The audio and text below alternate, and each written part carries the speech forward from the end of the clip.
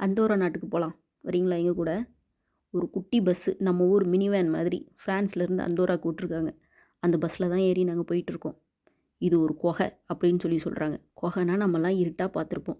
இது என்னமோ மைசூர் பேலஸில் லைட்டு போட்ட மாதிரி ஜக ஜக தகதகன்னு இருந்துச்சு. சரி, எப்படியோ வெளியில் வந்தாச்சு. வெளிச்சம் வந்து விட்டது. இந்த அந்தோரா எப்போவும் பார்த்திங்கன்னா நல்லா பனியாக இருக்கும். டீ குடிக்கிறதுக்கு நிப்பாட்டின 10 நிமிஷத்தில் நான் ஃபோட்டோ செஷனெல்லாம் ஆரம்பிச்சிட்டேன். ரொம்ப ரொம்ப அழகாக இருந்துச்சு. போகிற வழியில் ஊருக்கு வந்து சேர்ந்தாச்சு. இறங்கினோடனே பசி தாங்க முடியல. ஒரு பார்க் பக்கமாக போய் நான் பயங்கரமாக ப்ரிப்பேர் பண்ணி வச்சுருந்த லெமன் ரைஸ் அந்த பொட்டேட்டோ ஃப்ரை இதை தான் சாப்பிட்டோம். இதுக்காக இந்த பில்டப்லாம் கேட்காதீங்க. நம்ம பிள்ளைங்க தான் ஃபோனை பார்த்துட்டே இருக்குன்னு நினச்சா இங்கே சில கூட இந்த ஊரில் ஃபோனை தான் பார்த்துட்ருக்கு. சரி, ஃப்ரீயாக விடுங்க. இது என்னன்னே தெரியல. அப்புறம் ஏமா வீடியோ எடுத்தேன்லாம் கேட்காதீங்க. ஆராய்ச்சி பண்ணக்கூடாது.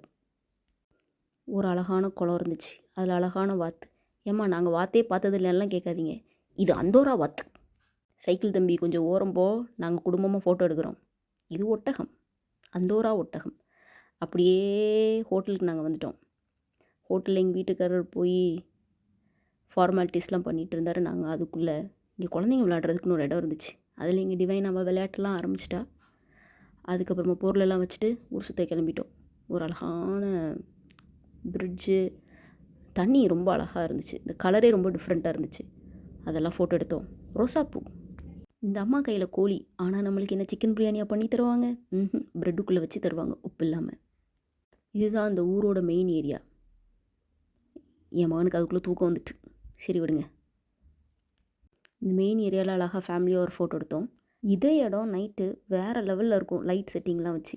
இங்கே பார்த்தீங்களா, காலு மாதிரி காலில் ஒரு கிளாக்கு. எப்படி க்ரியேட்டிவிட்டி! ஆமாம், பில்டிங் வித்தியாசமாக இருக்குது. இந்த அம்மா ஏன் கோவமாக போகிறாங்க அப்படின்னு நீங்கள் பார்த்தீங்க அப்படின்னா, எங்கள் வீட்டுக்காரர் என்னையை ஃபோட்டோ எடுத்தார். லைட்டாக வைத்தறிச்சல். நைட்டு வந்துருச்சு. இந்த ஊர் சிக்னல் எப்படி இருக்குது பார்த்தீங்களா? தரையிலேயே உங்களுக்கு லைட்டு நிற்கணுன்னா ரெட்டு, போகிறதுக்கு க்ரீனு. எப்படி சூப்பராக இருக்குல்ல? ரொம்ப வித்தியாசமாக இருந்துச்சு. இதே மாதிரி ஸ்பெயின்லேயும் நாங்கள் பார்த்துருக்கோம். ஆமாம், ஒரு லைட் ஷோ வந்து இந்த மாதத்தில் இருக்குன்ட்டு நாங்கள் வந்தோம். ஆனால் அதை கரெக்டாக நாங்கள் மிஸ் பண்ணிட்டோம். அதுக்கப்புறம் லேட்டாக தான் வந்தோம். அப்புறம் என்ன, போகிற வழியில் இருக்கிற எல்லா கடை, அழகு பொருட்கள் இது எல்லாத்தையுமே ஃபோட்டோ எடுத்துகிட்டு அப்படியே ரூமுக்கு போய் தூங்குறதுக்கு போனோம். இதான் நாங்கள் இருந்த ஹோட்டல். என் மகா அவ்வளோதான் கான்.